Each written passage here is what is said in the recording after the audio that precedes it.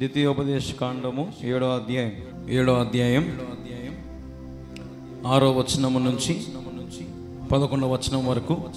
నీవు నీ దేవుడైన యెహోవాకు ప్రతిష్ఠ జనము, నీ దేవుడైన యెహోవా భూమి మీదున్న సమస్త జనముల కంటే నిన్ను ఎక్కువగా ఎంచి నిన్ను తనకు స్వకీయ జనముగా ఏర్పరచుకొనేను. మీరు సర్వజనుల కంటే విస్తార జనమని యెహోవా మిమ్మును ప్రేమించి మిమ్మును ఏర్పరచుకొనలేదు. సమస్త జనముల కంటే మీరు లెక్కకు తక్కువే గదా. అయితే యెహోవా మిమ్మును ప్రేమించువాడు గనుకను, తాను మీ తండ్రులకు చేసిన ప్రమాణము నెరవేర్చువాడు గనుకను, యెహోవా బహుబలము చేత మిమ్మును రప్పించి దాసుల గృహములో నుండి ఐగుప్తు రాజైన ఫరో చేతుల నుండి మిమ్మును విడిపించాను. 9వ వచనం చదవండి. కాబట్టి నీ దేవుడని యెహోవా తానే దేవుడనియు, తన ప్రేమించి తన ఆజ్ఞ అనుసరించి నడుచుకున్న వారికి తన నిబంధనను స్థిరపరచువాడను, 1000 తరముల వరకు కృపచూపువాడను, నమ్మదగిన దేవుడనియు, తను ద్వేషించు వారిలో ప్రతి వానిని బహిరంగముగా నశింపజేయుటకు వానిని దండన విధించువాడనియు నీవు తెలుసుకొనవలెను.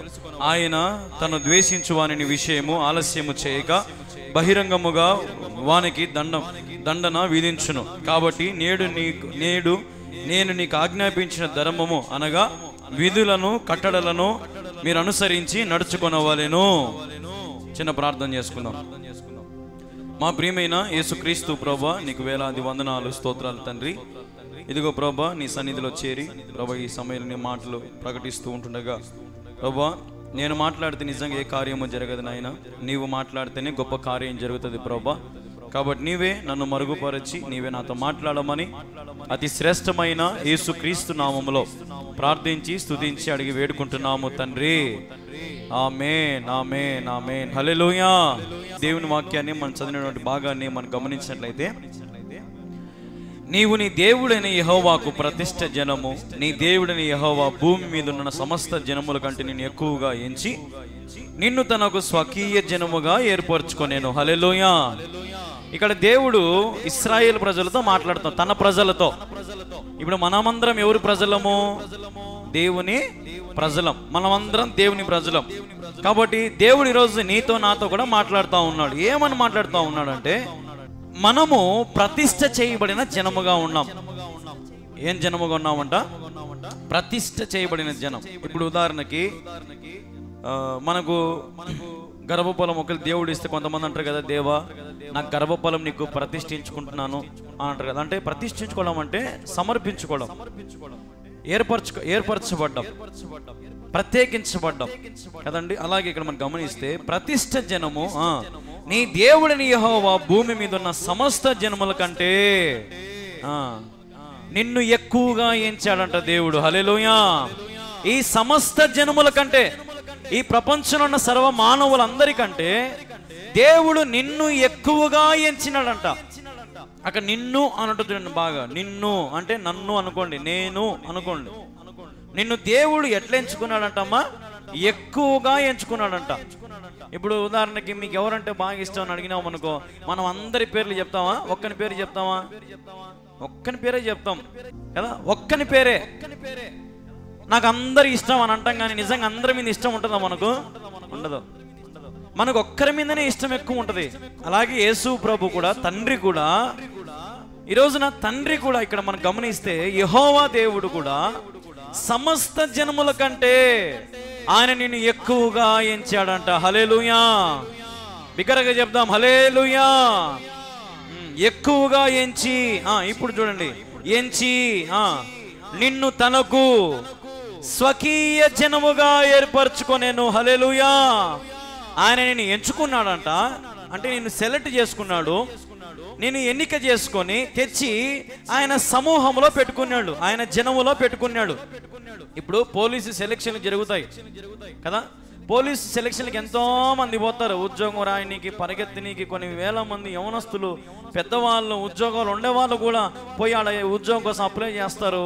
కానీ ఉద్యోగం వచ్చేది ఎంతమందికి? వాళ్ళు ముందు చెప్తారు 1000 మందికి పోస్టులు ఉన్నాయి అని అంటారు. 1000 మంది కంటే ఒకరిని ఎక్కువ తీసుకుంటారు వాళ్ళు.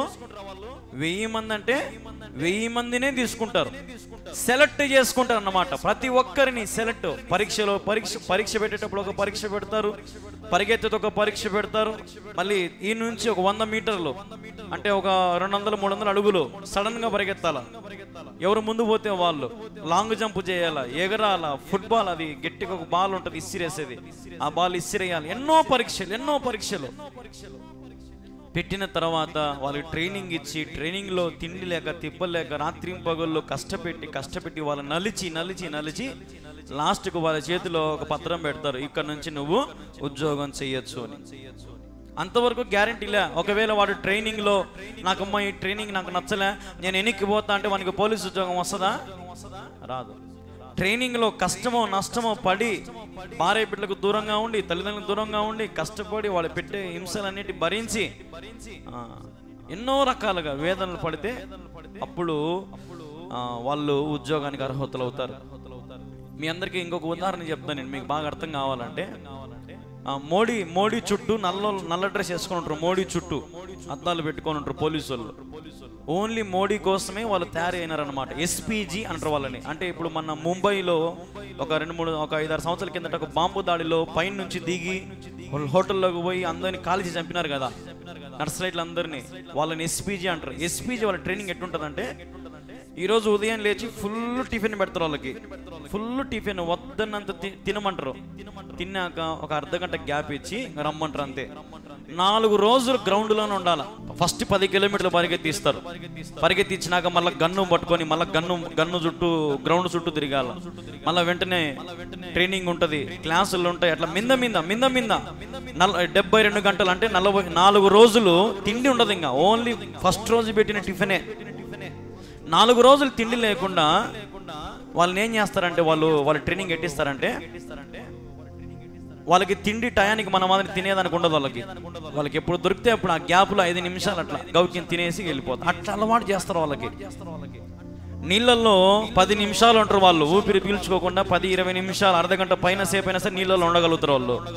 చచ్చిపోయినట్టు యాక్షన్ చేస్తారు. అందుకే వాళ్ళకి ఇంకొక పేరు ఉంది, ఏంటంటే బుల్లెట్ క్యాచర్ అంటారు అనమాట. అంటే ఒక విఐపిని కాపాడడానికి వీళ్ళు బయట అడ్డం పడతారు అనమాట. బుల్లెట్లకు ఎదురుపోతారు వాళ్ళు ఏం భయపడరు. మన పోలీసు వాళ్ళు అయితే వేరే వాళ్ళైతే తప్పించుకొని పక్కకు పోతారేమో, కానీ వాళ్ళు మాత్రము ఇటు అడ్డం వచ్చేస్తారు అనమాట. బుల్లెట్లు ఎదురుగా వచ్చినప్పటికి కూడా వాళ్ళు లెక్క చేయరు, అంత ట్రైనింగ్ ఇస్తారు వాళ్ళకి. ఒక ఆయన నిన్న ఇంటర్వ్యూలో చెప్పినాడు, కింద పని పెడతారంట, గన్ను ఇటు పెట్టుకుంటారు, గన్ను కాలుస్తూ ఉంటారంట, బుల్లెట్ ఇట్లా పోతుంటాయంట, పైకి ఇట్లా పోతుంటాయంట, బుల్లెట్లు అన్ని పోతుంటే భయం వస్తుంటుంది. దాని మీద భయమే పోతుందంట. ఇంకా వాళ్ళకి బుల్లెట్లు అంటే లెక్క ఉండదంట. వాళ్ళకి ఎన్ని బుల్లెట్లని తీసుకుని వాడుకోవచ్చు అంట. ఎవరన్నా ప్రధానికి ఏదన్నా మోడీకి ఏదైనా ఇబ్బంది చేస్తే స్పాట్లో కాల్చేయచ్చు, అంత పవర్స్ ఉంటాయి వాళ్ళకి. ఎందుకు అంత పవర్స్ వచ్చినాయంటే, వాళ్ళు నలగబడ్డారు, విరగబడ్డారు, శ్రమ పడ్డారు, వేదన పడ్డారు. తిండిలే, వానల, ఎండల ఏముండదు వాళ్ళకి.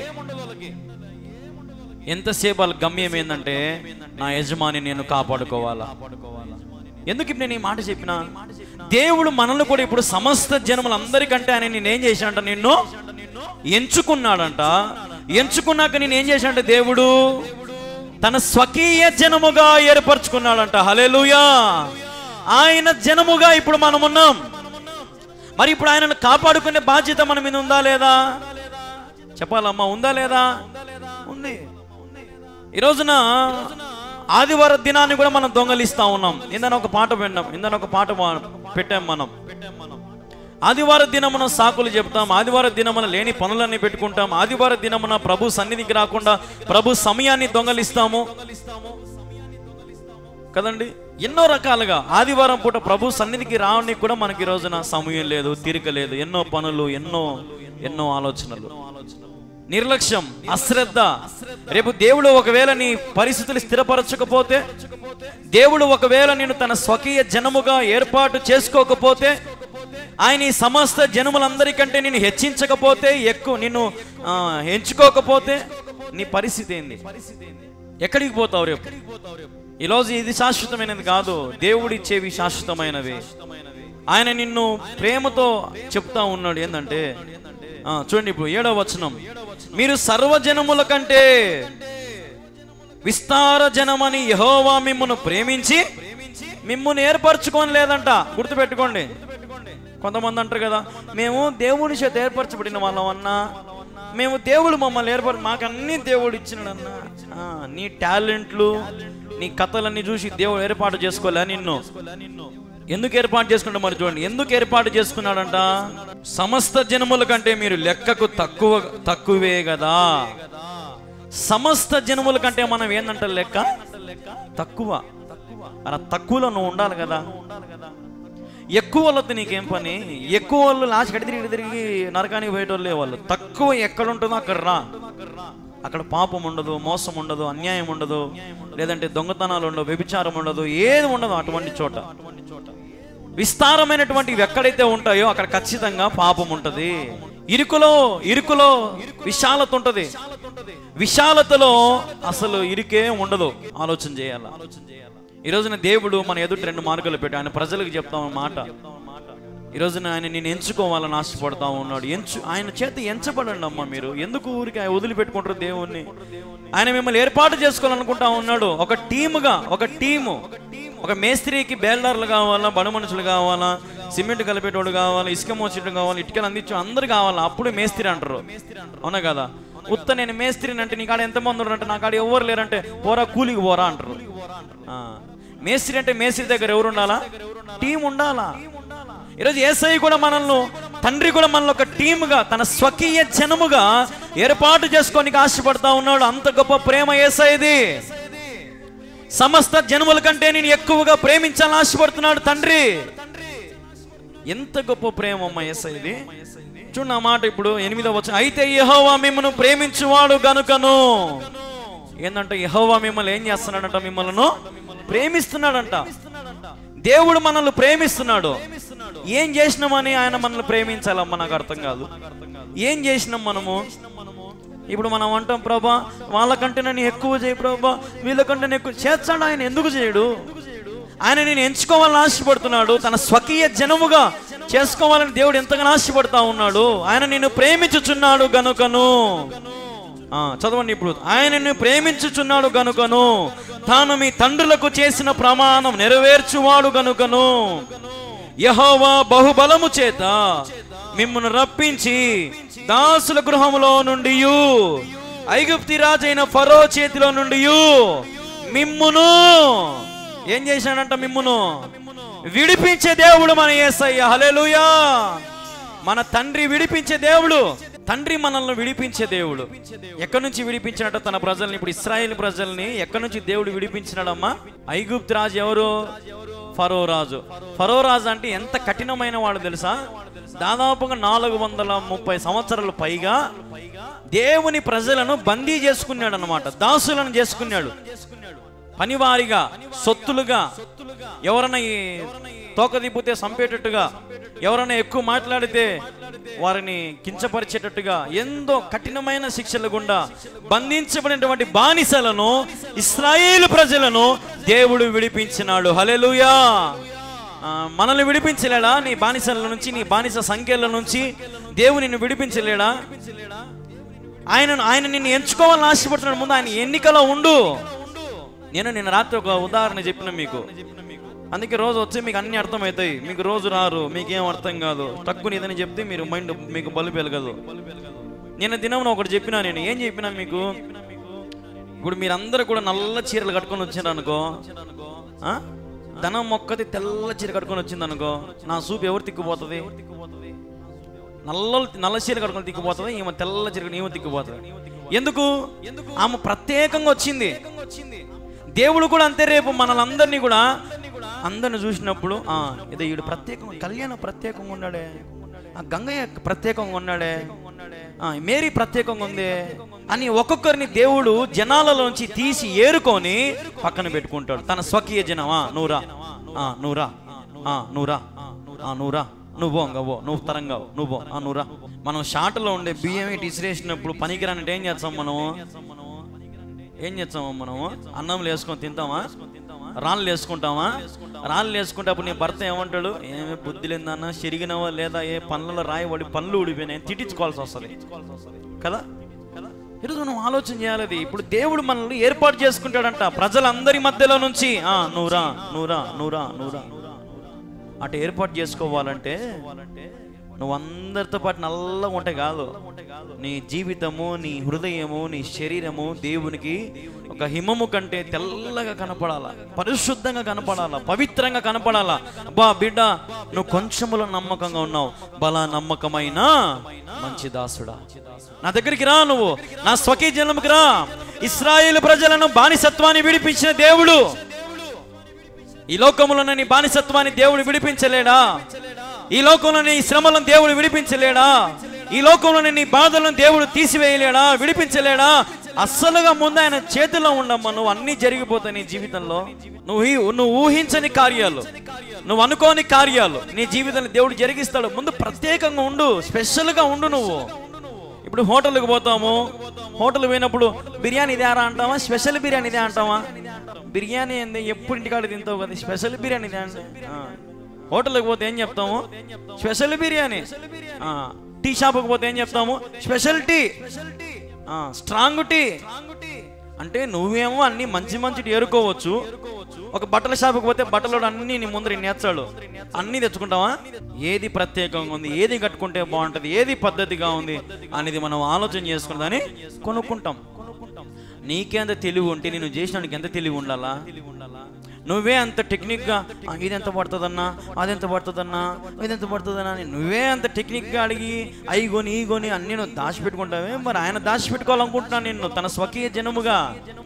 ఎంత పరీక్షలు పెడతాడు ఆయన, ఎన్నిసార్లు నేను టెస్ట్ పెడతాడు ఆయన.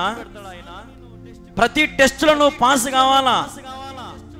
అప్పుడు మీ తండ్రులకు చేసిన ప్రమాణమును చదవన్నమాట, మీ తండ్రులకు చేసిన ప్రమాణమును నెరవేర్చువాడను కనుక యెహోవా బహుబలము చేత మిమ్మును రప్పించి దాసుల గృహములో నుండి మిమ్మల్ని విడిపించిన దేవుడు. హల్లెలూయా. దాసుల గృహము, ఈ లోకమంతా ఇప్పుడు దాసుల గృహమే. ఒకని మోతి నీళ్ళు తాగుతా ఉంది ప్రపంచం అంతా, వాని పేరే సైతాను. వాడు ఏ నీళ్లు పోస్తే ఆ నీళ్లు తాగుతుంది ప్రపంచం. వాడు ఏం ఆట ఆడిస్తే ఆట ఆడుతూ ఉంది ప్రపంచం. నువ్వు దేవుని దగ్గరికి రా, దాసుల గృహంలో నుంచి అని నేనేం చేస్తాడంట? విడిపిస్తాడంట. హల్లెలూయా, హల్లెలూయా. ఇప్పుడు ఆదామవ్వ గురించి కొన్ని విషయాలు మాట్లాడుకుంటూ వచ్చినాం మేము. ఆదామవ్వ గురించి మీకు కొన్ని విషయాలు మీకు కూడా చెప్తాను, మీరే చెప్పండి. మీ డౌట్ నేను చెప్తాను, మీరు కూడా నాతో పంచుకోండి. కొంచెం మామూలుగా మాట్లాడుకుందాం. ఆదామవ్వ తప్పు చేసినప్పుడు దేవుడు వాళ్ళని ఏం చేసినాడు? తోటలో నుంచి ఎలగొట్టినాడు కదా. ఎలగొట్టినోడు ఇంకా వాళ్ళ మీద వాళ్ళ వైపు చూచాడంటావా? ఇప్పుడు మనము ఇంట్లోంచి ఎవరినన్నా మన పిల్లల్ని ఎల్లగొడతామమ్మా, వాని మీదకి అప్పుడప్పుడన్నా మనసు పోదాం మనకు. అప్పుడు వాడు ఎట్టున్నాడు, ఏం తిన్నాడు, యాడున్నాడు కదా అంట. మనం దేవునికి కోపం వచ్చింది, వెళ్ళగొట్టినాడు. మళ్ళీ గర్భఫలం వచ్చిందా రాలేదా వాళ్ళిద్దరికి? ఇప్పుడు చూసుకుంటే బైబిల్లో చూసుకుంటే గర్భఫలం ఎవరిచ్చు బహుమానము? ఇప్పుడు ఆదామవ్వ ఒక బహుమానం ఇచ్చింది ఎవరు? దేవుడు ఇచ్చినాడు కదా. అంటే ఇప్పుడు దేవునికి వాళ్ళ మీద కోపం ఉందా? ఉంది. కానీ పాపం చూద్దాం, పరీక్ష పెడదాం. ఇంకా మళ్ళీ తిరిగి నాగాడు కొచ్చరా రారా, మీరు తినేదానికి పంట ఉండదు, ఏముండదు అన్నాడు. పోనీ వాళ్ళకి ఏమన్నా వారు తక్కువైంది అమ్మా? వాళ్ళు ఏమన్నా పిల్లలు పుట్టలేదా? మరి గమనిస్తే కయ్యోనేమో విస్తారమైన పంట వేసినాడని బైబిల్లో ఉంది. కయ్యోనేమో శ్రేష్టమైనటువంటి దూడలను మేకపిల్లలను పెంచుకుంటా ఉన్నాడు. మరి నేను చెప్పింది మీకు అర్థమైందా? ఇప్పుడు దేవుడు కోపించేవాడైతే మరి ఏమీ లేకుండా వారి నాశనం చేయొచ్చు కదా. నేను చెప్పింది మీకు అర్థమవుతుందా? చేయొచ్చు కదా, నాశనం చేసి. ఇప్పుడు నోవాహు కాలంలో ప్రపంచమే నీళ్ళలో ఏమైపోయింది, మునిగిపోయింది. 40 రోజులు రాత్రి పగులు ఏం పడింది, వాన పడింది. నోవాహు కాలంలో ఊరంతా కొట్టుకోబోయింది. అదేదో మరి అప్పుడే దేవుడు చేయొచ్చు కదా ఆదాము అవ్వను. అంటే దేవుడు మనల్ని విడిపించే దేవుడు, సహాయం చేసే దేవుడు, మారుతారని ఆశపడే దేవుడు, నా చెంత చేరుతారని ఆశపడే దేవుడు. అంత కఠినాత్ముడు కాదు ఆయన. కానీ సీరియస్ అయిందనుకో వ్యవహారము, పూర్తిగా తెగదెంపులు చేసుకునే రకమైన, పూర్తిగా నేలమట్టం చేసిన దొరికి నిద్రపోడు మళ్ళా. అదే నోవాహు కాలంలో మనము చూసినాం. నోవాహు కుటుంబం మాత్రమే దేవుని దృష్టిలో నీతిమంతునిగా, యథార్థవంతుని కుటుంబంగా ఉండింది. ప్రపంచమంతా కూడా పాపముతో, వ్యసనాలతో, వ్యభిచారంతో, వాయావరస లేక, అన్యాయాలతో, దొంగలు నిండిపోయింది. అసూయలతో, పగలతో. దేవుడు దాన్ని తట్టుకోలేక ఎందుకురా మిమ్మల్ని చేసిందని చెప్పి నోవాహుకు ఆజ్ఞాపించి పడవ కట్టించి, పడవలోకి నోవాహు కుటుంబాన్ని, పశువులందరినీ ఎక్కించి అస్సలు ప్రపంచమంతా కూడా దేవుడు నీళ్లతో ముంచేసినాడు. అది దేవుని ఉగ్రత అంటే. చూడండి, ఇంకా నెక్స్ట్ చూడండి, తర్వాత చూడండి. ఇప్పుడు చదవండి ఇప్పుడు 10వ వచనం. కాబట్టి నీ దేవుడని యెహోవా తానే దేవుడనియు, తను ప్రేమించి తన ప్రజలను అనుసరించి నడుచుకుని వారికి తన నిబంధన స్థిరపరచువాడను, 1000 తరముల వరకు కృప చూపువాడను. హల్లెలూయా. ఎన్ని తరములంట? ఎవరిని నమ్ముకుంటే?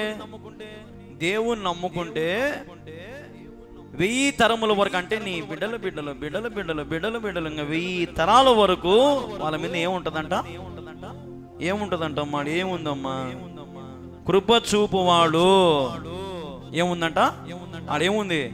కృప చూపువాడు. 1000 తరముల వరకు కృప చూపువాడు మన దేవుడు. ప్రతి వానిని బహిరంగముగా నశింపజేయుటకు వానికి దండన విధించువాడనియు నీవు తెలుసుకొనవలెను. దేవుని ద్వేషించే వారికంట, నమ్మినోళ్ళకేమో 1000 తరములు కృప. నమ్మినోళ్ళకి ఎన్ని ఏళ్ళ కృప? 1000 తరములు కృప. నమ్మనోనికి ఏందంట? ద్వేషించే వానికి ఏందంట? దేవుని ద్వేషించే పోరా, మీ యేసుప్రభు కాడికి ఎవడొచ్చాడు పోరా అంటారు కదా, లెక్క చేయరు కదా యేసుప్రభుని. వాళ్ళ గురించి దేవుడు అంటున్నాడు, ఏమంటున్నాడు చూడండి. బహిరంగముగా అంటే అందరూ చూసేటట్టుగా దేవుడు వాళ్ళని నాశనం చేస్తాడంట. అందరూ చూస్తారంట. బహిరంగముగా నశింపజేయుటకు వానికి దండన విధించువాడనియు నీవు తెలుసుకొనవలెను. హల్లెలూయా, హల్లెలూయా. ఇప్పుడు మనం ఏదన్నా మొన్న రీసెంట్గా ఒక 6 నెలలు సంవత్సరం కిందట ఒక ఆడపిల్లని రేప్ చేసింటే మన వాళ్ళందరూ ఏం చేశారు? చేసినోని బహిరంగంగా ఉరిదీయాలా అన్నరా లేదా? అంటే బహిరంగంగా అంటే అర్థం ఏంది? మనమందరం సూచంటే వాని ఏం చేయాలన్న ఉరిదీయాలా. మనందరం సూచంటే వాని ఉరిదీయాలా. దాన్ని బహిరంగ ఉరి శిక్ష అంటారు. అలాగే దేవుడు కూడా తనను ద్వేషించిన వారికి, మనల్ని ద్వేషించిన వాళ్ళకి కాదు, దేవుని ద్వేషించిన వారిని, దేవుని దూషించిన వారిని బహిరంగంగా సినిమా చూపించిన వరకు నిద్రపోడు. అర్థమైంది నేను చెప్పింది మీకు? నమ్మదగిన వాళ్ళకేమో 1000 తరములు ఏముంటది? కృప. తర్వాత నమ్మనోళ్ళకి, ద్వేషించే వారికి ఏముంటది? బహిరంగంగా శిక్ష ఉంటది, నశింపజేస్తాడు వారిని. ఇప్పుడు తర్వాత చదవండి ఇంకా. కాబట్టి 11వ వచనం. కాబట్టి నేడు 10వ వచనమా, ఆయన తనను ద్వేషించు వాని విషయం ఆలస్యము చేయక బహిరంగముగా వానికి దండన విధించును. కాబట్టి నేడు నేను నీకు ఆజ్ఞాపించిన ధర్మము అనగా విధులను, కట్టడలను మీరు అనుసరించి నడుచుకొనవలెను. హల్లెలూయా. ఏం చేయాలంట? ఆయన కట్టడలను, ఆయన ఆజ్ఞలను, ఆయన మార్గములను మనం నడుచుకోవాలంట. అప్పుడే నీకు దండన ఉండదు. బహిరంగంగా నీకు దేవుడు శిక్షించడు. నరకము నీకు ఉండదు, పాతాళము నీకు ఉండదు. మీ ఇష్టమే.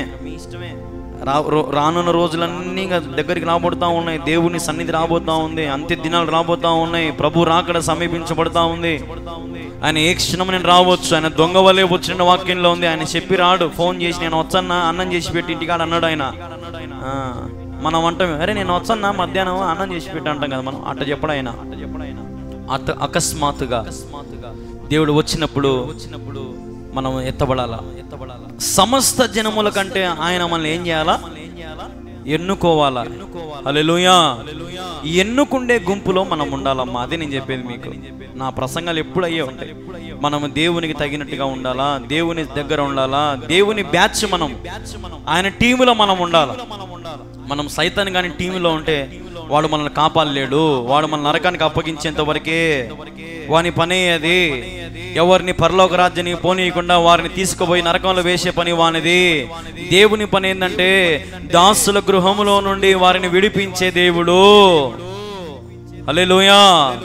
నేను చెప్పేది మీకు బాగా అర్థమవుతుంది నేను అనుకుంటా ఉండదు. 12వ వచనం, మీరు ఈ వీధులను విని వాటిని అనుసరించి నడుచుకొని ఎడలా.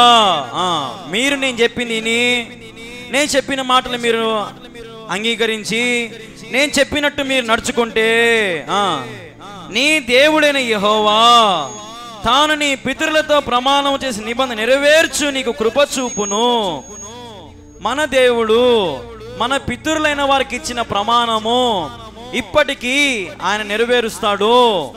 తర్వాత 13, ఆయన నన్ను ప్రేమించి ఆశీర్వదించి అభివృద్ధి చేసి ఏని చేస్తాడంట. ఆయన నేను ఇప్పుడు నువ్వు ఆయన చెప్పిన నడుచుకుంటే నీకేం వచ్చాయంట చూడండి, మేలులు. ప్రేమిస్తాడంట. రెండవది ఏంది? ఆశీర్వదిస్తాడంట. మూడవది ఏంది? అభివృద్ధి చేస్తాడంట. హల్లెలూయా. మనందరి ఆశ ఏంది? అభివృద్ధి కావాలనే కదా. నేను ఎదగాల, నేను అభివృద్ధి కావాలా, ఇదే మన ఆశ. అందరి ఆశ ఇదే. దేవుడు చెప్తున్నాడు, మీ కొద్ది మీరు అభివృద్ధి కాలేరు, ముందు నా గుంపులోకి రండి, ముందు నేను చెప్పింది వినండి, నా ఆజ్ఞలు పాటించండి, నా నిబంధనలు పాటించండి, నన్ను నమ్ముకోండి, నా దగ్గరికి రండి, నేను మిమ్మల్ని ఆశీర్వదిస్తాను, మిమ్మల్ని ప్రేమిస్తాను, మిమ్మల్ని నేను అభివృద్ధి చేస్తాను. హల్లెలూయా. పితరులకు వాగ్దానం చేసిన దేవుడు. మాట ఇచ్చి మాట తప్పే దేవుడు కాదు ఆయన. మాట ఇచ్చి నెరవేర్చేంత వరకు కునుకడు, నిద్రపోడు. ఆయన నన్ను ప్రేమించి ఆశీర్వదించి అభివృద్ధి చేసి తర్వాత నీకిచ్చేదని నీ పితరులతో ప్రమాణం చేసిన దేశములో, ఇప్పుడు చూడండి అమ్మా, నీ గర్భఫలము, నీ భూఫలమైన సన్యాయమును, నీ ద్రాక్షారసమును, నీ నూనెను, నీ పశువుల మందలను, నీ గొర్రెల మందలను, మేకల మందలను దీవించును. సమస్త జనముల కంటే ఎక్కువగా నీవు ఆశీర్వదింపబడుదువు. హల్లెలూయా. సమస్త జనముల కంటే ఆయన ఆశ్రయించిన బిడ్డలను దేవుడు ఖచ్చితంగా ఎక్కువగా ఆశీర్వదిస్తాడు. హల్లెలూయా. ఎక్కువగా, తక్కువగా చేసేవాడు కాదు. తలదించేటట్టు బతికించే బతుకు కాదు దేవుడు మనకి ఇచ్చేది. తల ఎత్తేలాగా చేసే బ్రతుకు మనకు దేవుడు ఇచ్చినాడు. ఒక భక్తుడు అంటాడు బైబిల్లో, పెంట కుప్పల్లో ఉన్న నా బ్రతుకుని నువ్వు నన్ను సేద తీర్చినావే, అంధకార భూమిలో నా బ్రతుకు నన్ను పైకి లేవనెత్తినావే అని దావీదు భక్తులు అంటాడు. ఈరోజు మనమందరం కూడా పెంట కుప్పల్లో ఉన్నాం.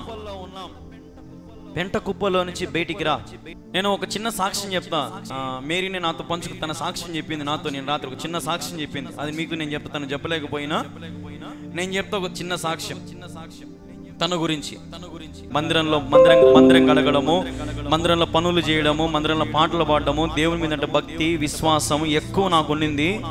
కాలేజీ పోయి వచ్చేటప్పుడు మళ్ళీ ఖాళీగా ఉన్నప్పుడు ఇంటికి వచ్చి మళ్ళీ పనికి పోయేవాడిని, కాంక్రీట్ పనికి పోయేదాన్ని. పోయినా కానీ మళ్ళీ వచ్చి నేను మళ్ళీ మందిరంలో సిద్ధపడి మందిరం కడిగేదాన్ని, మందిరం చేసేవాడిని. నాతో కొద్ది నిమిషాలన్నీ పంచుకుని తన జీవితంలో పడిన కొన్ని కష్టాలు, తన పడినటువంటి అవన్నీ కొన్ని పడింది చెప్పిన. తన ఫ్రెండ్స్ తనను అవమానపరచడము, తన వారు తనను దగ్గరికి తీయకుండా ఉండడము, ఇట్లాంటి కొన్ని విషయాలు నాతో నేను రాత్రి కొన్ని పంచుకునింది.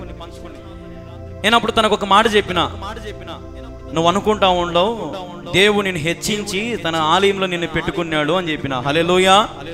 నిజంగా మనం పెంట కుప్పల్లో ఉండేటప్పుడు మనం దేవుని వైపు చూసినాం అనుకో, నీ భక్తిని దేవుడు మెచ్చుకొని తెచ్చి ఆయన సింహాసనం మీద కూర్చోపెట్టుకుంటాడు ఆయన. ఈరోజు నిజంగా ఎంతో మందికి లేని ధన్యత ఈరోజు తనకు కలిగింది. దేవుని ఆలయంలో పని అయితేనేమి, సేవకులకు ఆతిథ్యం ఇచ్చే విషయంలో అయితేనేమి, నేను తనకు ఒక భర్తగా, ఒక సేవకునిగా, ఒక తన బిడ్డకు తండ్రిగా, ఎన్నో రకాలుగా తన సేవలో, కుటుంబము, ఎన్నో రకాలుగా ఈరోజు తన ఇంత వర్ధిల్లింపబడి ఒక తన పాటలకి అయితే ఎంతమంది ఫ్యాన్స్ ఉంటారు అంటే నన్ను అడగరు, ఫోన్ చేస్తానే అక్క బాగుంది అన్న అని అడుగుతారు. నన్ను కూడా అడగరు, ఫస్ట్ ఫోన్ చేసి అన్న అక్క బాగుంది అన్న, పాటలు భలే మాడుతుందన్న అక్క. ఈరోజు నా నిజంగా ఆశీర్వదించబడే వారిని దేవుడు ఎప్పటికీ వదిలిపెట్టడం, అభివృద్ధి చేస్తాడు ఆయన, దినదినం అభివృద్ధి చేస్తాడు ఆయన. ఈరోజు నిజంగా నేనైనా తనైనా ఒకప్పుడు మేము పెంట కుప్పల్లోంచి వచ్చిన వాళ్ళమే, ఒకప్పుడు ఏమీ లేని స్థితిలోంచి వచ్చిన వాళ్ళమే. ఈరోజు దేవుడు నిజంగా ఇంత గొప్ప భాగ్యం ఇచ్చి బలిపీఠం మీద నిలబడి వాక్యం చెప్పే ధన్యత దేవుడు ఇచ్చాడంటే నిజంగా సమస్త జనముల కంటే ఆయన మమ్మల్ని ఎన్నిక చేసుకున్నాడు. హల్లెలూయా! అందరికంటే ఆయన మమ్మల్ని ఎన్నిక చేసుకున్నాడు. నేను గర్వంగా చెప్పగలుగుతా.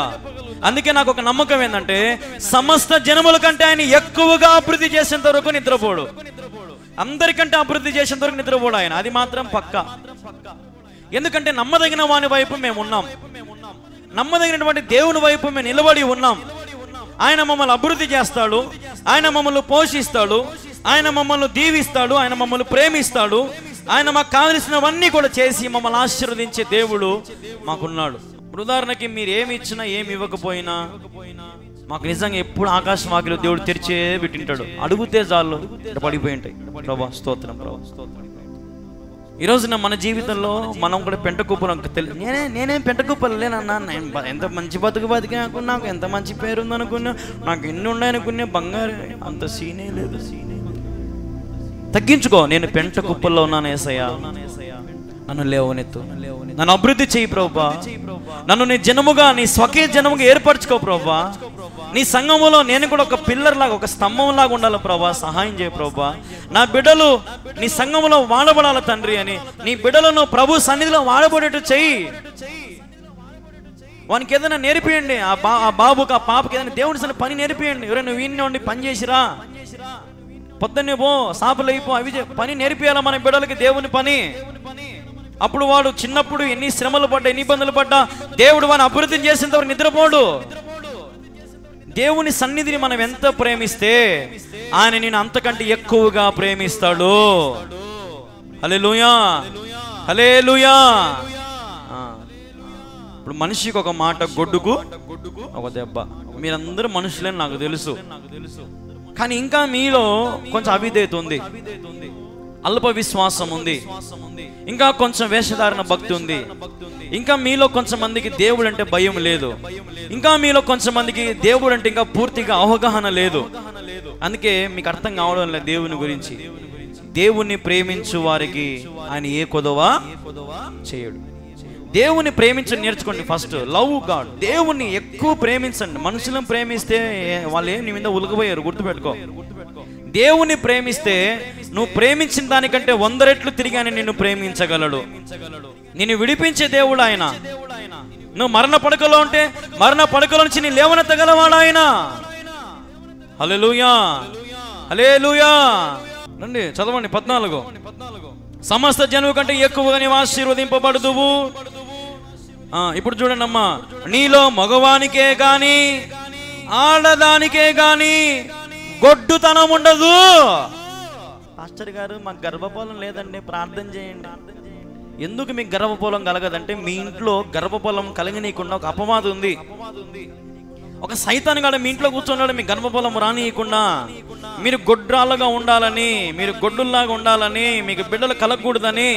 కానీ ఇక్కడ దేవుడు అంటా ఉన్నాడు, నన్ను నమ్ముకోండి, గొడ్డుతనమే ఉండదు. హల్లెలూయా. అసలు ఏం ఉండదు, దేవుని నమ్ముకుంటే అన్నీ జరిగిపోతాయి ఆటోమేటిక్గా. చీకు చింతలు ఉండవు, శ్రమలు ఉండవు, వ్యాధులు ఉండవు, బాధలు ఉండవు, రోగాలు ఉండవు. అప్పటికప్పుడు ఆలోచన తెప్పిస్తాడు దేవుడు, ఇదే ఈ పని చేయని. నేను ఒక 3 నెలల కింద, ఒక నెల కింద మీకు సాక్ష్యం చెప్పిన. నాకు చిన్న చిన్న అప్పులన్నీ ఉన్నాయి, అన్నీ తీర్చుకుంటానా, కొన్ని అయిపోవచ్చునని మీకు చెప్పిన. 500 పెట్టుబడి, అంతే 500 పెట్టుబడి పెట్టుకొని ఒక చిన్న సాఫ్ట్వేర్ కొనుక్కున్నా నేను. ఈరోజు చెప్తాను మీకు నా సాక్ష్యం, చిన్న సాక్ష్యం. దేవుడు ఇచ్చిన జ్ఞానం. ప్రార్థన 3 నెలల నుంచి ప్రార్థన. ప్రభా ఎట్లా ప్రభా, చిన్న చిన్న అప్పులు ఉన్నాయి, నీకు నేను నామానికి అవమానం అవుతుంది ప్రభా. వారు ప్రార్థనలు ఎప్పుడు ఫోన్లు చేస్తూ ఉంటారు ప్రభా. ప్లీజ్ ప్రభా సహాయం చేయ ప్రభా, జ్ఞానం ఈ ప్రభా, అప్పులు కట్టుకునే సహాయం చేయ ప్రభా. ఊర్లో ప్రభా కొన్ని చిన్న చిన్న అప్పులు అవి కూడా తీర్చేలాగా సహాయం చేయ ప్రభా. ప్లీజ్ ప్రభా, ప్లీజ్ ప్రభా. నేను బతిమిలాడితే ఒక చిన్న ఆలోచన వచ్చింది మైండ్కి, చిన్న ఆలోచన. 500 పెట్టి ఒక చిన్న సాఫ్ట్వేర్ కొనుక్కున్నా, 2 లక్షలు సంపాదించుకున్నా. హల్లెలూయా. నా గొప్పతనం కాదు. ఈరోజు బ్యాటరీ ఉందంటే, లేదంటే ఈ కెమెరా ఉందంటే, ఈ కెమెరా 17,000, అది 23,000. ఒక అతనికి అప్పు ఒక 50,000, మన సన్న బాబాయిలకు 40,000 అప్పు తీర్చినాం. ఇంకా వేరే అతనికి ఇటుకల అతనికి 18,000 అప్పు తీర్చినాం. మళ్ళీ ఏంటో కొన్ని తీసుకున్నాం మందిరానికి.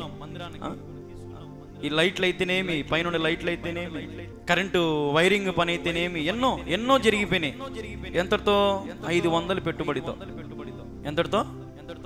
500 పెట్టుబడితో ఇన్ని జరిగినాయంటే ఆయన నమ్మదగినోడా కాదా? ఏమ్మా నమ్మదగినోడమ్మా. నువ్వు ఒక పాస్టర్వేనా? నా కాడ ₹1,00,000 అప్పు పెట్టినావు. నువ్వు ₹1,00,000 అప్పు పెట్టి నువ్వు ఒక పాస్టరు, నువ్వు స్టేజ్ ఎట్ట వాక్యం చెప్తున్నావు అంటే ఏడిసి ప్రార్థన చేసుకున్నావు. ప్రభువా ఏంది ప్రభువా, నీ సేవకునికి ఇంత అవమానమా ప్రభువా? నీ సిలువ మోసి వచ్చేటానికి ఇంత అవమానమా అని ప్రభు సన్నిధిలో ఎంత ఏడ్చి ప్రార్థన చేసుకున్నానంటే, అంత ఏడ్చి ప్రార్థన చేసుకుంటే ఈరోజు వాని నోరు దేవుడు మూపించినాడు. హల్లెలూయా. ఆయన విడిపించే దేవుడు అమ్మ. నా జీవితంలో అట్లా ఎన్నో ఉన్నాయి, విడిపించిన దేవుడు. ఈరోజు ఇదంతా ఇంత శ్రేష్టంగా దేవుడు కడతా ఉన్నాడు, ఇంత ప్రతిష్టంగా, ఇంత ప్రెస్టీజియస్గా దేవుడు కడతా. ఒక్కని వాడుకొని, ఎన్నిక లేనోని ఒక ఊరంతా దేవుడు వాడుకోవడంలే, ఒక్కని వాడుకొని ఇంత కడతా ఉన్నాడంటే మరి మిమ్మల్ని అందరినీ వాడుకుంటే దేవుడు ఇంకెంతమందిని కట్టగలుగుతాడు? అంటే మీరందరూ దేవుని దృష్టిలో ఇంకా ఎన్నుకోబడలేదు, మీరు ఇంకా సైతాను చేతిలో ఉన్నారు కాబట్టి మీరు దేవుని పని చేయలేకపోతా ఉన్నారు. హల్లెలూయా. పోయిన వారము ఈ మైక్ ఒక టేప్ వేసింది. టేపు ఒక అక్క టీవీలో చూసి, ఏందన్నా మైక్ ఒక టేప్ వేసిందంటే, అమ్మ ఒక్క మైకే ఉంది, మైక్ చెడిపోయింది, దీంతోనే వాడుకుంటున్నామంటే ₹7,100 మైకులు బుక్ చేసి నాకు పంపించింది. ఇప్పుడు 2 సేపు ఉంటే వస్తాయి, 12 గంటలకు వస్తాయి. ఎక్కడో ఉండేలకు బాధ్యత ఉంది, నీకు లేదు బాధ్యత. దేవుని ఆలయంలో ఏమున్నాయి? దేవుని ఆలయంలో ఎట్లుంది పరిస్థితి? నన్ను విడిపించే దేవుడు నాకున్నాడు కదా, నా దేవునికి నేను ఏం చేయాలా అనే తపన లేదు మనలో. ఎంతమంది బలపరచబడుతున్నారంటే, ఒక 15 రోజుల్లో నేను మీకు ఒక విషయం చెప్తా, ఒక శుభవార్త చెప్తా. ఏంటంటే ఒక చిన్న హింట్ చెప్తా అంతే. ఒక పెద్ద పట్టణం, ఆ పట్టణంలో మన సువార్త సభ చెప్పనీకి దేవుడు మనకు అవకాశం ఇచ్చినాడు, నాకు అవకాశం ఇచ్చినాడు. 1000 మంది పైగా ఆడికి రాబోతా ఉన్నారు. నా ప్రసంగాలు ప్రేమించిన వాళ్ళు ఒక పెద్ద పట్టణంలో. ఆలోచన చేయండి. ఒక ఎన్నిక లేనోని. నిజంగా నాకు ఎందుకు ఇంత గర్వం ఎందుకంటే, నాకు ఈ డబ్బును చూసి దీన్ని చూసి కాదు, నా దేవుని చూసుకొని నాకు గర్వం ఎక్కువ, పొగరు ఎక్కువ నాకు, నా దేవుని చూసుకొని. అందుకే నేను మనుషులు లెక్క చేయను, దేవుని బిడ్డలను లెక్క చేస్తా. ఇది గుర్తుపెట్టుకోండి. మమ్మల్ని చూసి ఇటు తిప్పుకుంటావే, అటు తిప్పుకుంటావే, మూతి ఇటు తిప్పుతావే. ఎందుకు తిప్పుకుంటానంటే, ముందు దేవుని వైపు తిరిగి దేవుడు చెప్పి నడుచుకొని అసలు మూతి కాదు కదా, ముక్కు కూడా తిప్పాలి. ఇట్నే చూసా మీతికే. ఇది గుర్తుపెట్టుకోండి. మమ్మల్ని పట్టించుకోడు, మా గురించి ప్రార్థన చేయండి. ఎందుకు చేయను ప్రార్థన? మీకు తెలుసా నేను చేసేది చేయండి. నా మోకాలు ప్రార్థన దేవునికి తెలుసు. కాబట్టి ఈరోజు మనం అందరం మరొక రోజులో మనం ప్రభు సన్నిధికి వచ్చినాం. ఆయన మనల్ని విడిపించే దేవుడమ్మా, ఆయన మనల్ని కాపాడే దేవుడమ్మా. మనల్ని ఆయన ఈరోజు మనం అనుకునేది ఇది కాదు జీవితం. ఆయన మనల్ని విడిపించి మంచి జీవితం ఇవ్వాలనుకుంటా ఉన్నాడు. సంఖ్యలు తెంపాలని ఆశపడతా ఉన్నాడు ఆయన. నువ్వేమో సంఖ్యలు వేసుకుని అలవాటు అయిపోయింది, నీకు చేతులు ఇట్నే పెట్టి సంఖ్యలు వేసుకుని అలవాటు అయిపోయింది, బతుకంత అలవాటు అయిపోయింది. వదులుకోలేకుండా పాపాన్ని. నేనేమో ఒక ఉద్యోగస్తుని కాదు, పోనీ ఏదైనా కంపెనీలో ఉద్యోగం చేయాలి, నాకు నెలకు ఒక రాబడి ఖచ్చితంగా ఇంత జీతం వచ్చేందుకు నాకు లేదు. కానీ ఈరోజు దేవుడు నన్ను ఇంత మంచి బట్టలు ఇచ్చి, ఇంత మంచి మందిరం ఇచ్చి, ఇంత మంచి అన్ని ఏర్పాటు చేసి, మీలాంటి వాళ్ళందరూ నాకు దేవుడు ఇచ్చి, ఒక టీవీ ఛానల్ ఇచ్చి, ఎక్కడెక్కడో ప్రసంగాలు విని ఎక్కడెక్కడో బలపరచబడుతున్నారంటే నాకు ఇంకేం కావాలా? ఉద్యోగం నాకు ఈ తృప్తిని ఇస్తుందా? పోనీ నెల నాకు వచ్చే జీతం నాకు ఈ తృప్తిని ఇస్తుందా? కొన్ని రోజు నేను మీతో పాటు కూలికి వస్తా, ఒక 1000 రూపాయలు సంపాదించుకుంటా, నాకు ఆ సంతోషం, దీంట్లో ఉన్న సంతోషం నాకు అలా వస్తుందా? ఒక్కరోజు ఒకవేళ లైవ్ నేను పెట్టకపోతే నా మనసు కొట్టుకొని పోతుంది. ఓయమ్మ ఈరోజు లైవ్ పెట్టలేదే, ఓయమ్మ ఈరోజు ఎందుకు ప్రార్థన చేయలేకపోయినాం, ఎందుకు ఈరోజు లైవ్ పెట్టలేకపోయినాం, నేను ఎంత బాధేస్తుందో.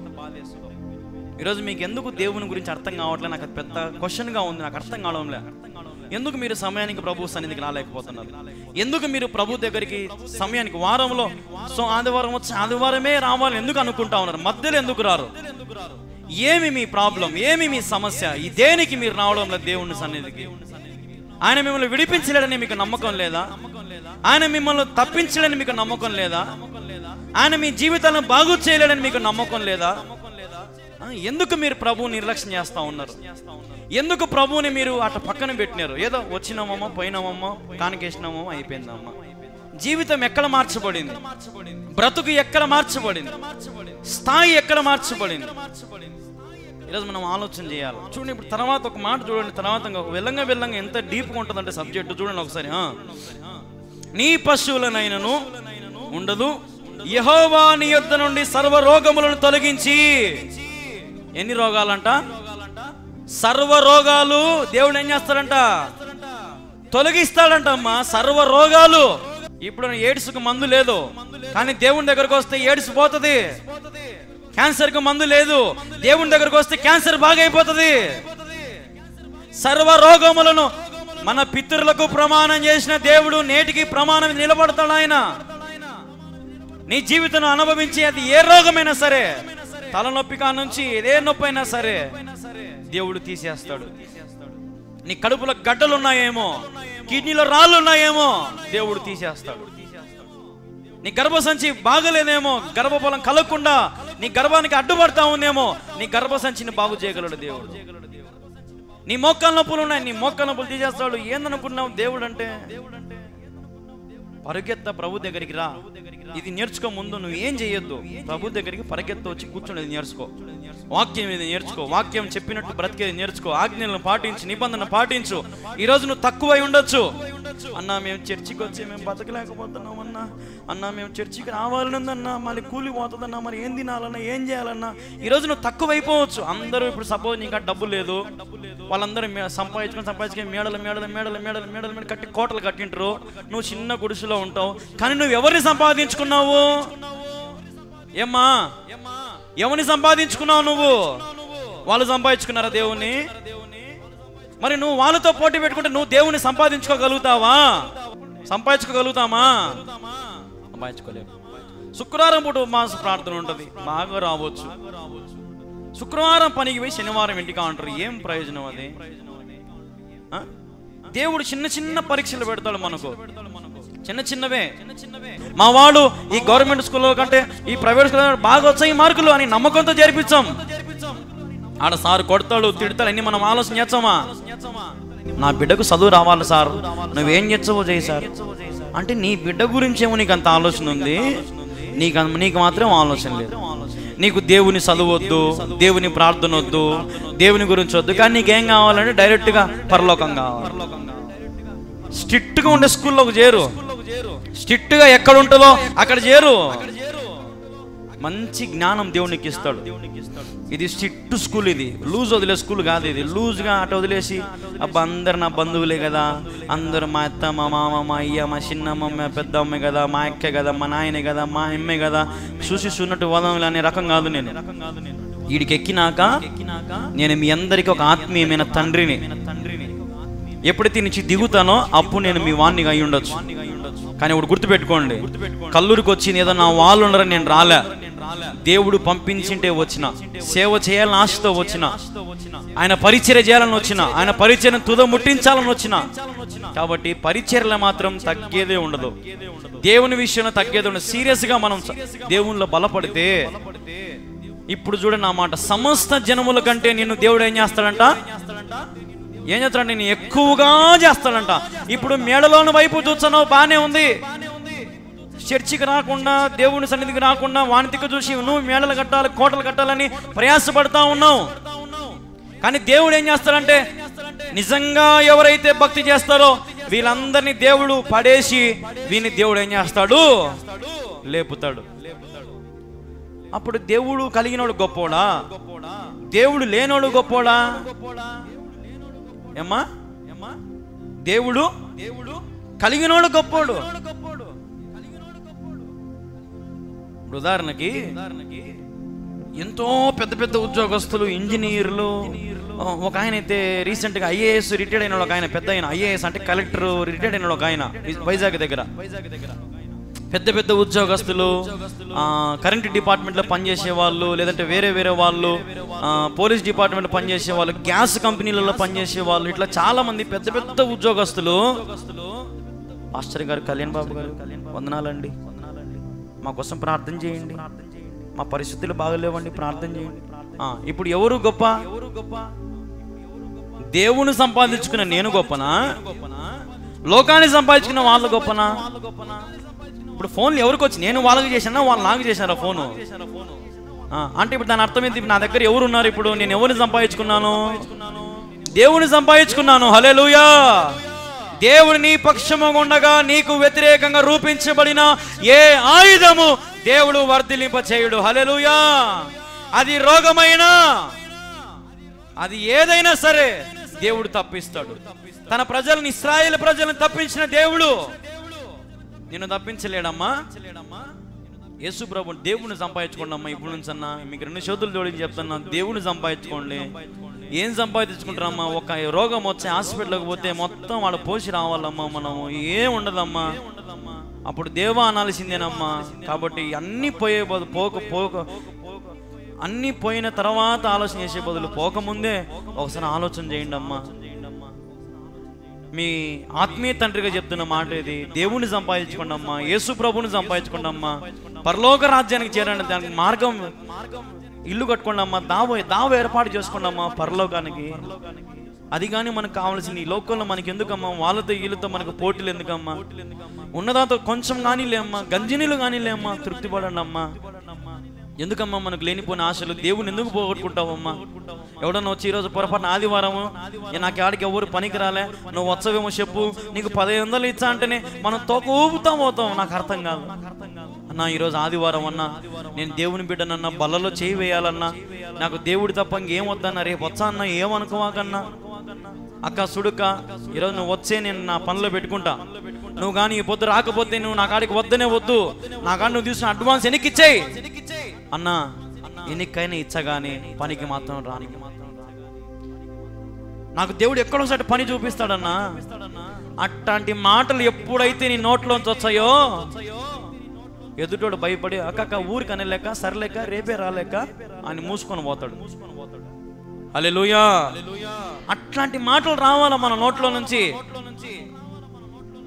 పదంపా, 1000 రూపాయలు వచ్చేది ఆడుతున్నాం, సాయంత్రం పోదాంపా. కళ్యాణ్ బాబు మన్నవాడే కదా, బల్ల సాయంత్రం అడిగి ఏం ప్రయోజనం వస్తుంది? కొంచెం మంది కానీ లే, ఒక్కడు కానీ లేమ్మా మందిరంలో, ఒక్కడు కానీ దేవుడు అలా ఉంటాడు. అందరితో నీకు పనిలే. ఇప్పుడు మీరు వచ్చారు కదా, మీరు కూడా ఒకరితో ఒకరికి నీకు పనిలే. ఎవరి జీవితం వాళ్ళది, ఎవరి భక్తి వాళ్ళది, ఎవరి విశ్వాసం వాళ్ళది. ఈరోజు కళ్యాణ్ అన్న వాక్యం అంతా చెప్పి నీకోసమే నీకోసమే నీకోసమే అనుకో, నా కోసమే. నిన్ను తప్పించిన దేవుడు, ఆయనను సంపాదించుకోండి. నిన్ను కాపాడిన దేవుడు, ఆయనను కాపాడుకోండి, ఆయనను సంపాదించుకోండి. ఇప్పుడు మనం ఈ లోకంలో ఎవడన్నా మనకు 1 లక్ష రూపాయలు సాయం చేసాడు అనుకో, అక్క వడ్డీ వద్దు, ఏమొద్దు, అసలు కూడా ఏమొద్దు, లెక్క 1 లక్ష నువ్వే పెట్టుకోక అన్నాడు అనుకో, వాడు మన దృష్టిలో ఏమవుతాడు? దేవుడు అవుతాడా కాడా? మా దేవునాలు వచ్చినావు, నాన్న బతకలేము అనుకోని, అవునా థ్యాంక్స్ ఉన్నా. వాడు చచ్చేంత వరకు, వీళ్ళు చచ్చేంత వరకు వాళ్ళు కనుపన్నే ఏ బాగుండవుయా అంటవే. ఒక్కరవ్వ నీకు ఏదన్నా సాయం చేసి ఎవడన్నా నీకు ఏదైనా పెడితే, ఒరే అంకుల్కు నమస్తే పెట్టరా, మనకి ఎంత సాయం చేసి అంటే పిల్లంతా కూడా నమస్తే అంకుల్ కదా. మనం ఎవరన్నా మనకి ఏదైనా చిన్న చిన్న మేలు చేస్తేనే మనం వారికి వందనాలు వందనాలు, నమస్తే నమస్తే, గుద్ది గుద్ది గుద్ది గుద్ది చిన్న చిన్న మేలు. ఏదైనా ఒక సెంటు స్థలం ఇచ్చి గుద్దడమే, ఏదన్నా ఒక చిన్న మేలు చేసి గుద్దడమే. బతుకునిచ్చిన దేవునికి ఏం గుద్దుతున్నావు? జీవితం ఇచ్చిన దేవునికి ఏం గుద్దుతున్నావు? ఏమి ఇచ్చినావు నువ్వు దేవునికి? ఆయన కనపడితే దావమడి ముక్కను పోతున్నావు అన్నా నేనండి. ఏంది ఏం ముక్కను పోతున్నావు? ముక్కడం ఏంది? ముక్కు మిండుకో, ముక్కునే బదులు ఏందది? ఏం భక్తి అది? దేవుని ఆలయంలోకి రా, ఆలయంలోకి వచ్చి ప్రభు అని మోకరించు, ప్రార్థన చేసుకో. ప్రభా ఇది నా పరిస్థితి, పెంట కుప్పల్లో నేను ఉన్నాను ప్రభా, నన్ను లేవనెత్తు అంటే అప్పుడు నేను ఖచ్చితంగా దేవుడు ఆశీర్వదిస్తాడు. గర్భఫలం ఇస్తాడు. అన్ని రోగములను ఏం చేస్తాడు ఆయన? ఏమ్మా ఏం చదివినా మనం? అన్ని రోగములను ఆయన ఏం చేస్తాడు? తొలగించి తర్వాత చెప్పండి. ఇప్పుడు నీ వెరిగిన ఐగుప్తులోని కఠినమైన క్షయవ్యాధులన్నింటినీ నీకు దూరపరిచి నిన్ను ద్వేషించు వారందరి మీదకే వాటిని పంపించగలను. మిమ్మల్ని రే మీరు తక్కువ కులమోలురా, మీ కాడ ఏముందిరా, పేదవాళ్ళు మీరు, మేము పెడితే బతకాలా, మేము ఇచ్చే బతకాలా, పోరా మీ యేసు ప్రభు మీ కథ చూసినాం పోరా అని అంటారు కదా. దేవుడు అంటున్నాడు, మనల్ని ద్వేషించిన వాళ్ళనంట, మనల్ని ఏదైనా అన్నోళ్ళనంట దేవుడు ఏం చేస్తాడంట? మన మీద మనకు వచ్చే రోగాలు ఉంటాయి కదా, మనకు వచ్చే బాధలు ఉంటాయి కదా, అవన్నీ మనకు రాకుండా అటు తిప్పుతాడంట. క్షయమైన వ్యాధులు, ఘోరమైన వ్యాధులు అటపోతాయి. అందుకే కొంతమంది అంటారు కదా, ఒకప్పుడు నేను అన్నీ ఉన్నాయని విర్రవేగిన, ఇప్పుడు నాకు ఎందుకు ఏమీ లేవు. ఒకప్పుడు ఎర్రవేగినావు కాబట్టి ఇప్పుడు నీకు ఏమి లేవు, ఏమీ లేవు. ఈరోజు నా వాళ్ళు కూడా నాకు అడలేరు. ఏంటికి? ఇప్పుడు ఏడితే ఏం ప్రయోజనం? దొంగ ఏడుపంతా. దేవుడు ఒప్పుకోడు ఇవన్నీ. ఆయన నమ్మదగిన వాడు. ఆయన మీద నమ్మకం పెట్టుకొని ఇదే రోజు ఇప్పుడే ఆలస్యం చేయదు, ఇప్పుడే ప్రభువును సంపాదించుకోవడం నేర్చుకో. ప్రభువా నేను నిన్ను సంపాదించుకుంటా ప్రభువా. ఇప్పుడు మనకు నెలకు మనకు సోమవారం నుంచి శనివారం దాకా మనం పనికి పోతాం. ఎందుకు పోతాం? దేన్ని సంపాదించుకోనికి పోతాం? మనము డబ్బు సంపాదించుకుని. రోజుకు ఒక 1000 రూపాయలు అంటే 6 రోజులకి ఎంత అవుతుంది? 6000 అనుకోండి ఉదాహరణకి. మనము డైరెక్ట్గా శనివారం ఆ పొద్దు పోయి నాకు 6000 అంటే ఇస్తాడా వాడు? ఇస్తాడా? డైరెక్ట్గా శనివారం ఆ పొద్దు పోయి నాకు 6000 ఇవ్వయి పని చేసిందంటే ఎప్పుడు చేసినవారు నువ్వు పని అంటాడన్నాడా? మరి ఈరోజు మీరు కూడా పోయిన ఆదివారం చర్చికి వచ్చి మీకు ఎందుకు ఇస్తాడో కూలి? సింపుల్ లాజిక్లు మీరు ఆలోచన చేయండి. సోమవారం నుంచి శనివారం దాకా మీరు పనికి పోయినప్పుడు మీకు కూలి వచ్చింది. మరి మీరు ప్రతిరోజు నమ్మకంగా ప్రభు సన్నిధికి రండి. కూలి మీకు ఎందుకు ఇయ్యడు దేవుడు? జీతం మీకు ఎందుకు ఇయ్యడు దేవుడు? పరలోకం మీకు ఎందుకు ఇయ్యడు దేవుడు? మనం వచ్చిన అమావాస్యకు పుణ్యానికి ప్రభు నాకు బాగు చేయి, మేలు చేయి ప్రభు. కళ్యాణ్ బాబు పోయిన వారం వచ్చిన బాబు, నాకు ఆరోగ్యం ఏం బాగాలేదు ప్రభు, ప్రార్థన చేయి బాబు. ప్రార్థన చేసిన. సోమవారం పోయింది, మంగళవారం పోయింది, బుధవారం పోయింది, బేస్తారం పోయింది, శుక్రవారం పోయింది, శనివారం పోయింది, ఆదివారం వచ్చింది. కళ్యాణ్ బాబు నువ్వు పోయిన వారం ప్రార్థన చేసింటే నాకు బాగా అయింది అంటే సోమవారం నుంచి శనివారం వరకు ఒక్క మాట చెప్పలే, ఆదివారం పూట వచ్చి చెప్తివి అంటే నీకు నాకు దేవునికి ఎంత గ్యాప్ వచ్చింది? 6 రోజులు గ్యాప్ వచ్చింది. మరియు నీ దేవుడిని యెహోవా నీకు అప్పగించుచున్న సమస్త ప్రజలు నీకు బొత్తుగా నాశనము చేయుదువు. నీవు వారిని కటాక్షింపకూడదు, వారి దేవతలను పూజింపకూడదు. ఏలయనగా అది నీకు ఏమవుతుందంట? నీకు ఉరి. దేన్ని పూజిస్తే? పాత సిల్వర్ సామాన్లను సిలువలు చేస్తాం. పాత సిల్వర్ సామాన్లను సిలువలు చేసి పెడతాం. ఆ సిలువలు ఎంతమంది చేయించుకున్నారో దాంట్లో కురాకు వండింటారు, పువ్వులు వండింటారు, నూనె పోసింటారు, గలి నీళ్ళు పోసి కడిగింటారు, నానా ఒక రకమైన వంటలను దాంట్లో చేసి ఇప్పుడు ఆ పాత్రలతో సిలువలు చేసుకొని ఇంట్లో పెట్టుకుంటే ఏమొస్తుంది? అందుకే దేవుడు అంటా ఉన్నాడు, ఉరి బిగించుకోమాకంటారా నాయనా. నానొక విగ్రహారాధన చేసి పూజలు చేసి ఉరి తెచ్చుకోమాకండి. మీకు చెబితే నేను చెప్పింది మీకు మైండ్కి ఎక్కదు.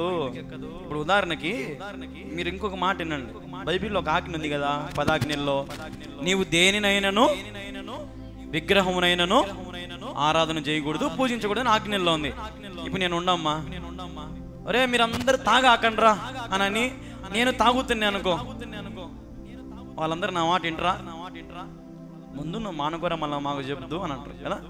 ఒరే నేను మానుకున్నా, మీరందరూ మానుకోండి అంటే అప్పుడు ఆటోమేటిక్గా మానుకుంటారు. ఇప్పుడు దేవుడు ఏమన్నాడు? మీరు దేనినైనాను విగ్రహమును చేసుకొనకూడదు. దేనినైనా అంటే ఆయన విగ్రహం కూడా అవసరం లేదని అర్థం. మీరు దేనిని విగ్రహం చేసుకోవద్దంటే ఆటోమేటిక్గా అంటున్నాడు, నా విగ్రహము కూడా అవసరం లేదు. హల్లెలూయా, హల్లెలూయా. ఎందుకు ఊరికే ఊరి బిగించుకుంటారు నానొక పనులు చేసి మీ సొంత తెలివితో సొంత ఆలోచనతో వాక్యాన్ని అంగీకరించి వాక్యం చెప్పి మీరు వింటారో ఆ వాక్యమే మిమ్మల్ని పరలోకాన్ని తీసుకొని పోతుంది. హల్లెలూయా, హల్లెలూయా. తర్వాత ఒక్క మాట చదవండి. తర్వాత ఈ జనులు నాకంటే విష్ణులు వారిని వెళ్ళగొట్టగలనని నీవు అనుకుందువేమో, వారికి భయపడకుము. నీ దేవుడిని యెహోవా ఫరోకు ఐగుప్తు దేశమంతటికి నీ చేసిన దానిని అనగా నీ దేవుడిని యెహోవా నిన్ను రప్పించినప్పుడు నీ కన్నులు చూచి ఆ గొప్ప శోధనలను సూచక క్రియలను మహాచర్య కార్యములను బహుబలమును చాచిన చేతిని బాగుగా జ్ఞాపకము చేసుకొనుము. నీకు భయము పుట్టించుచున్న ఆ జనులందరికీ నీ దేవుడిని యెహోవా అలాగు చేయును.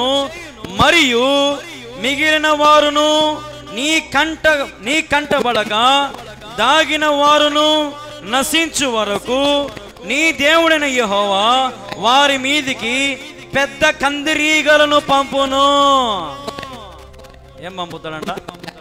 పెద్ద కందిరీగలను పంపుతాడంట. హల్లెలూయా, హల్లెలూయా, హల్లెలూయా. ఎవరి మీదికి? నీ మీదికి ఎవరైతే విస్తారంగా వస్తారో, నీ మీదికి ఎవరైతే విస్తారమైనటువంటి తలంపులు విస్తారమైనటువంటి ఆలోచన మీద ఎవరైతే కలిగి ఉంటారో, చెడు అభిప్రాయాలు కానీ, నేను ద్వేషించడం కానీ, నేను తిట్టడం కానీ, నేను ఏదైనా చెడు మాటలు మాట్లాడడం కానీ, ఏదంటే వాళ్ళందరి గురించి అంట భయపడద్దంట. దేవుడు అంటా ఉన్నాడు, వారి సంగతి అంతా నేను చూసుకుంటాను, నువ్వు ఎవరికి భయపడాకు. నీకంటే వాళ్ళు ఎక్కువ వాళ్ళని, నీకంటే వాళ్ళ కాడ జనబలం ఎక్కువ ఉందని, నీకంటే వాళ్ళ కాడ బలగం ఎక్కువ ఉందని నువ్వేం భయపడద్దు. చూసుకోలేదు నేను ఉండా మీకు ఏం చూసుకుంటాడంట? వాళ్ళ మీదకి పెద్ద కందిరీగలు పంపును, వారిని చూచి జడియవద్దు. నీ దేవుడిని యెహోవా నీ మధ్య ఉన్నాడు, ఆయన భయంకరుడైన. ఆయన ఏం దేవుడు అంట? భయంకరమైన దేవుడు. భయంకరమైన దేవుడు అంటే ఇప్పుడు ఇంతవరకు మనకు ప్రేమ చూపించినాడు, బాగా ప్రేమ ప్రేమ ప్రేమ, కృప కృప కృప కృప. ఇప్పుడు ఏం చూపించాడంట? ఎందుకు అవసరమా మనకు ఆ భయంకరత్వం చూడ్డి? అంత అవసరం అంటవా? ఆయన భయంకరంగా అంటే ఎట్లుంటదంటే నేలమట్టం చేస్తాడు ఇంకా పూర్తిగా. అసలు మనల్ని ఎటు చేస్తాడంటే సైతాన్ని గడన మన ముప్పు తిప్పలు పెడతాడు. ఒకవేళ దేవుడు తన కోపం చూపించాడు అనుకో, అసలు ఇంకా సైతాన్ని కాదు కదా కదా ఎవరు తరంగారు దేవుని అంత కోపం చూపిస్తాడు దేవుడు. పూర్తిగా నేలమట్టం చేసి కూర్చోబెడతాడట. ఉదాహరణకి నినివే పట్టణం ప్రజలందరూ కూడా ఇప్పుడు ఎక్కడ కూర్చున్నారు? వాళ్ళు బుడదలా కూర్చున్నారు. నినివే పట్టణం, యోనా గుర్తుందా కథ? చెప్పిన గుర్తుందా? యోనా చేప కడుపులో పడినాడు చూడమ్మా, యోనా. ఆ యోనా నినివే పట్టణానికి పోయినప్పుడు ఏం జరిగింది అక్కడ? ఈ యోనా పోయి చెప్పినాడు, 40 రోజుల్లో మీకు ఇంకా దేవుడు మీ మీద నశింపు చేస్తాడంట, మిమ్మల్ని నాశనం చేస్తాడంట అని అంటానే కూర్చున్నాడంట. కూర్చున్నాక ఏం చెప్పినాడంటే, ఒరే మిగతా వాళ్ళందరూ కూడా పశువులు అయితేనేమి, జంతువులు అయితేనేమి, మనుషులు అయితేనేమి, ఆళ్ళులు అయితేనేమి అందరూ కూడా పిల్ల పెద్ద తేడా లేదు, అందరు గోనె పట్ట కట్టుకోండి, బూడిదలో కూర్చోండి. ఎట్టుంది ఇప్పుడు పరిస్థితి? సింహాసనం మీద నుంచి ఏం చేసినాడు దేవుడు? వాళ్ళని కింద కూర్చోబెట్టినాడు. ఊరికే నువ్వు కూడా ఎందుకు అన్ని పోగొట్టుకుంటావు? ఇంట్లో సంపాదించుకునేటన్ని ఎందుకు ఎందుకు ఊరికే ఊరి బిగించుకుంటావమ్మా? చెప్పిన మాట వినండి. దేవుడిని సంపాదించుకోండి, అన్ని బాగా అయితే ఆటోమేటిక్గా. దేవుణ్ణి అనుభవించండి, అన్ని సెట్ అయి. మహాదేవుడు నీ దేవుడు యెహోవా నీ ఎదుట నుండి క్రమక్రమముగా ఈ జనులను తొలగించును, నీకు బాధకములుగా నుండవచ్చును కనుక వారిని నీవు నాశనము చేయు తగదు, అది నీకు క్షేమము కాదు. అయితే నీ దేవుడిని యెహోవా వారిని నీకు అప్పగించి ఏం చేస్తారంట? నీకు నీ శత్రువులను, వారందరూ నిన్ను ఎవరైతే ఏదైతే అనుకుంటారు కదా చేతులు పెడతాడంట. చేతులు పెట్టి నీకు అప్పగించి వారిని నశింపజేయు వరకు వారిని తల్లడింప చేస్తాడంట. తల్లడిల్లిపోతుందా పానం అంత అంటాం కదా, అంటే అర్థమైంది తల్లడిల్లిపోతుంది అంటే ఇంకా మనకు దిక్కు తెలియదు అనమాట. మైండ్ పని చేయదు, కడుపు పని చేయదు, కాళ్ళు చేతులు పని చేయదు. స్థితి తీసుకుని వచ్చాడంట దేవుని నమ్ముకోని వాళ్ళని. తల్లడిల్లిపోతుందంట బతుకంతా. ఏమంత అవసరమా చెప్పండి? అంత అవసరం అంటావా మనకు? దయచేసి ఎంచుకోండి. ఆయన కృప 1000 తరాలు ఉంటుందంట మన మీద, 1000 తరాలు. అది కోరుకోండి.